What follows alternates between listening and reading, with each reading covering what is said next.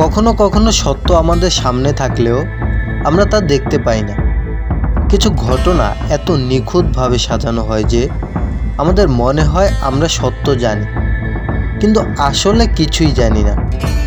এই গল্প এমন একজন হত্যাকারীর যার অস্তিত্ব যেন রহস্যে ঢাকা।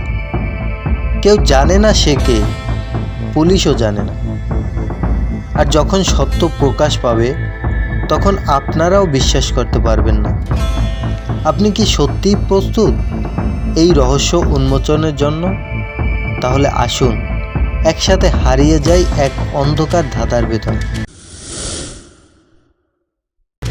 তখন সময় প্রায় সন্ধ্যা 6টার আশেপাশে। শহরের ব্যস্ত রাস্তাগুলো তখনও লোকজনের কোলাহলে ভরা। বিভিন্ন দোকানে আলো জ্বলছে, ফুটপাতে হাঁটছে মানুষজন। কিন্তু শহরের একটি নির্জন গলিতে একটি কালো গাড়ি এসে থামল। একেবারে নিস্তব্ধ, শুনশান। কয়েক মুহূর্ত পরে একজন দরজা খুলে নামলো, কিন্তু মুখ দেখা গেল না। একটা ধাক্কা লাগার মতো শব্দ হলো, যেন কেউ পড়ে গেছে। তারপর অন্ধকারের ভেতর থেকে একটা কান্নার মতো আওয়াজ এলো। পরের মুহূর্তেই নিস্তব্ধতা নেমে এলো চারপাশে। পরের দিন সকালবেলা আবাসিক এলাকায় একটি বাড়ির দরজার সামনে পাওয়া গেল একটি মৃতদেহ। মৃতদেহের পাশেই পড়েছিল একটি মোবাইল। স্ক্রিনে ছিল শেষ করা কলের একটি রেকর্ড। সময় ছিল রাত 11:35। কিন্তু কেউ জানতো না এই কলটি কার ছিল। পুলিশ অফিসার তাহসান ঘটনাস্থলে এলেন। মৃতদেহের পকেট থেকে বের করা হলো একটি মানিব্যাগ। সেখানে থাকা আইডি অনুযায়ী মৃত ব্যক্তির নাম ছিল সাইফুল ইসলাম।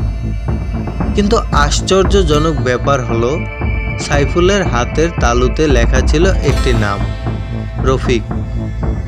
এদিকে এলাকার মানুষ রফিককে চেনে সবচেয়ে হাসি খুশি এবং মজার মানুষ হিসেবে। সে তো কখনো খুন করতে পারে না। কিন্তু তাহসান বুঝতে পারছিলেন ব্যাপারটা এত সহজ নয়। তাহসান প্রথমে রফিককে জিজ্ঞাসাবাদ করলেন। তাহসান বললেন, গতকাল রাত্রে আপনি কোথায় ছিলেন? রফিক হেসে বলল, ভাই, আমি তো পাড়ার ছেলেদের সাথে আড্ডা দিচ্ছিলাম। তাহসান বললেন, সাইফুল ইসলামকে চিনতেন? রফিক বলল, আরে ভাই, এই নামই তো প্রথম শুনলাম। রফিকের কথাগুলো খুবই স্বাভাবিক মনে হচ্ছিল, কিন্তু পুলিশ রফিকের ফোন চেক করে দেখতে পেল তার কল হিস্টোরিতে রাত 11:35 একটি কল এসেছে। আর অবাক করা ব্যাপার, এই নাম্বারটি ছিল মৃত সাইফুলের। তাহসান কিছু একটা বুঝতে পেরেছিলেন, কিন্তু রফিকের বিরুদ্ধে সরাসরি কোনো প্রমাণ নেই। এদিকে এলাকার মানুষ বলছিলেন, রফিক ভাই খুব ভালো মানুষ, উনি এসব করতে পারেন। আমরা তো রাতে দেখেছি উনি আড্ডা দিচ্ছিলেন। তাহসান আরও গভীর তদন্ত করতে লাগলেন। পরবর্তী 24 ঘন্টার মধ্যে আরও কয়েকটি চাঞ্চল্যকর তথ্য বেরিয়ে এলো। সাইফুলের মৃত্যুর আগে সাইফুল কাউকে ফোন করেছিলেন এবং ফোনের অপর প্রান্তে থাকা ব্যক্তির কণ্ঠ রফিকের মতোই শোনাচ্ছিল। তাহসান এবার নিশ্চিত হতে রফিকের জিজ্ঞাসাবাদ চালিয়ে গেলেন। তিনি রফিকের কাছে জানতে চাইলেন, আপনি কি নিশ্চিত যে সাইফুলকে চেনেন না? রফিক একটু ভয় পেয়ে বলল, না ভাই, আমি সত্যিই জানি না। কিন্তু তার মুখে একটি আতঙ্কের ছাপ ছিল। পুলিশ অফিসার তাহসান রফিকের পরিবার এবং বন্ধুদের কাছে আরও প্রশ্ন করলেন। রফিকের ছোট ভাই রাসেল, যিনি সবসময় রফিকের সাথেই থাকতেন, তাকে জিজ্ঞেস করলেন, আপনি কি জানেন আপনার ভাই কোথায় ছিল? রাসেল ভয় পেয়ে বলল, ভাইয়া রাত 11:30 বাসার দিকে ফিরেছিলেন। আমি তখন দরজায় দাঁড়িয়েছিলাম। তাহসান বুঝতে পারলেন কিছু একটা গোপন করা হচ্ছে। তিনি সঙ্গে সঙ্গে প্রশ্ন করলেন, রফিকের জামায় কি রক্তর দাগ ছিল? রাসেল ভয় পেয়ে বলল, হ্যাঁ ছিল। তাহসানের সন্দেহ তখন আরও জোরালো হলো। কিন্তু রফিকের হাসি এবং মজার চালচলন পুলিশকে আরও বিভ্রান্ত করছিল। সবাই বিশ্বাস করছিলেন সে একজন ভালো মানুষ। এদিকে সিসিটিভি ফুটেজে দেখা গেল রফিক আসলেই বাড়ি ফিরেছিলেন, কিন্তু এবার ফুটেজ আরও বিশ্লেষণ করে কিছু অদ্ভুত তথ্য বের করা হলো।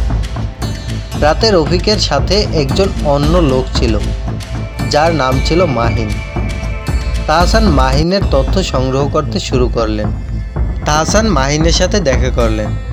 মাহিন বলল, হ্যাঁ আমি জানি রফিকের সাথে ছিলাম, কিন্তু আমি জানি না সাইফুলের সাথে কি ঘটেছে। তাহসান মাহিনকে সঙ্গী করে সাইফুলের বাড়িতে গেলেন। সেখানে গিয়ে দেখলেন সাইফুলের পরিবার ভেঙে পড়েছে।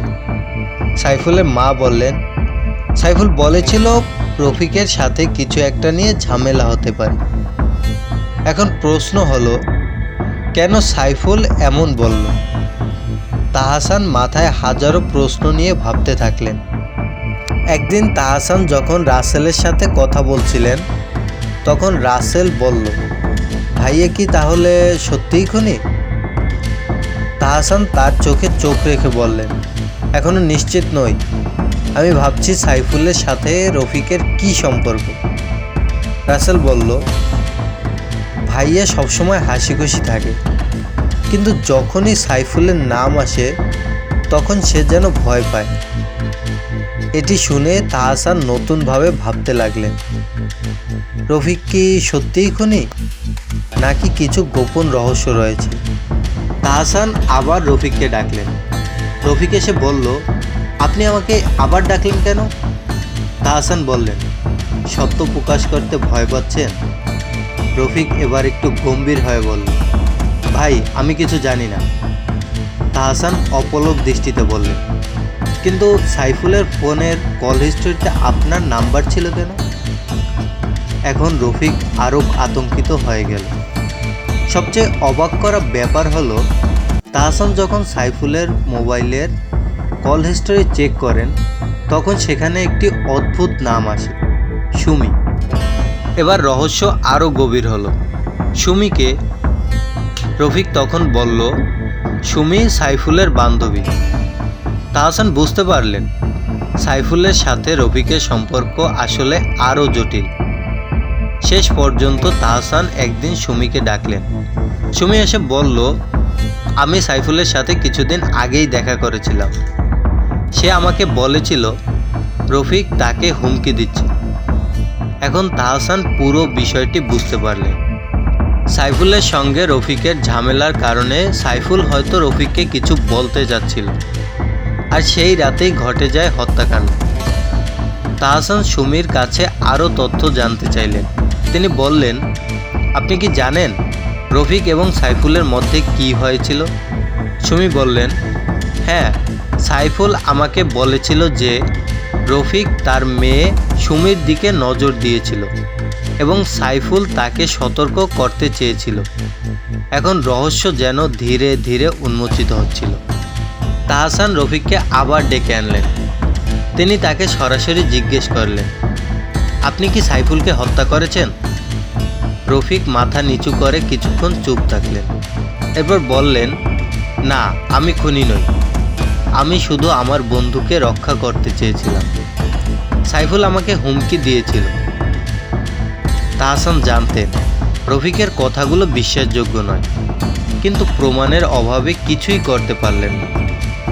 সর্বশেষ তিনি রফিককে বললেন, তুমি শেষ পর্যন্ত সত্যি বলছো না, তবে আমি জানি একদিন তুমি ধরা পড়বে। সাইফুল হত্যার তদন্ত চলতে থাকলো, কিন্তু পুলিশ গোপনে জানতো রফিক আসলে খুনি।